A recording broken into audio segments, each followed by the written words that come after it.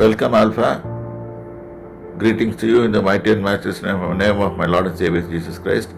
இப்போவும் வாசிக்க தெரிந்து கொண்ட வேத பகுதி 78ஆம் சங்கீதத்தை தான் கண்டினியூ பண்ணுறேன்.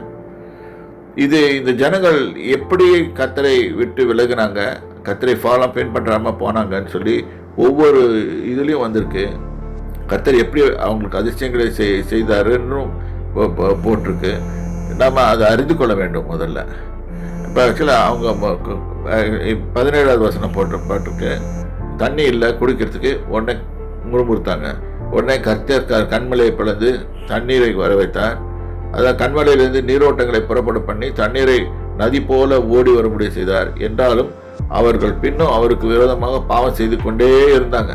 இது ஏன் இவர்களை பற்றி மட்டும் சொல்லியிருக்கோம்னா, நம்மளும் அதே தான். இன்றைக்கு ஏதாவது ஒரு நன்மையான காரியம் நடக்கும், அன்றைக்கி பிரைஸ் எல்லாம் சொல்லுவோம்.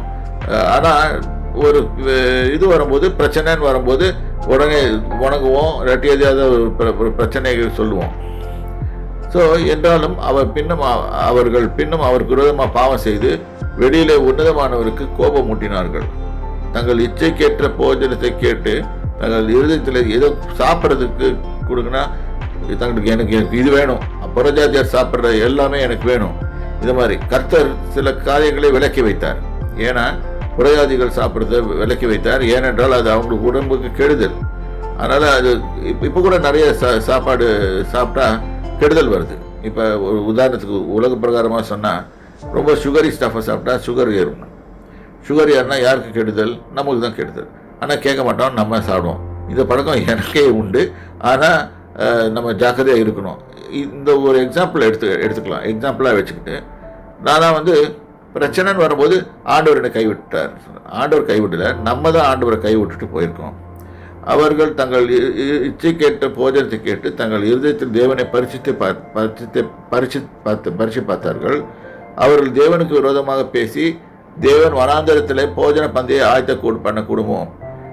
இயேசுவோட காரியத்தில் நம்ம பார்க்குறோம். அவர் வனாந்தரத்தில் தான் ஜனங்களை கொண்டு போயிட்டு 5 அப்பத்தை எடுத்து 5000 புருஷர்களுக்கு மட்டும் கொடுத்தாரு. இன்னொரு சமயத்தில் 4000 புருஷர்களுக்கு கொடுத்தாரு. புருஷன்னா அவங்க மனைவிகள் இருப்பாங்க, பிள்ளைகள் இருப்பாங்க, எல்லாம் வந்திருப்பாங்க. ஸோ எல்லாருக்குமே சாப்பாடு கொடுத்தாரு. அவருக்கு டசன்ட் ஹவ் எனி ஷார்ட்டேஜ் அப்படின்னு கிடையாது. அவர் கத்தனால எதையும் பெருக பண்ண முடியும், அபண்டன்ஸாக புதுசாக கிரியேட் பண்ணி கொடுக்க முடியும்.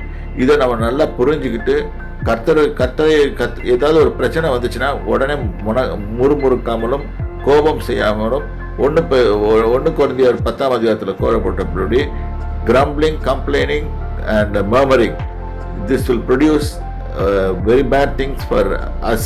நமக்கே தான் ஒரு கெட்ட காரியத்தை ப்ரொடியூஸ் பண்ணோம். இது கர்த்தரை விட்டு நம்மளை தூரமாக கிளம்புவோம். பிசாசு இதை பார்த்து கொண்டே இருப்பான், அவன் நம்மளை அட்டாக் பண்ணுவான். கர்த்தருடன் இதை புரிந்து கொள்ள வேண்டும். கர்த்தருடைய நாமத்திலே உங்களை ஆசீர்வதிக்கிறேன், வாழ்த்துக்கிறேன். கர்த்தர் உங்களை ஆசீர்வதிப்பாங்க.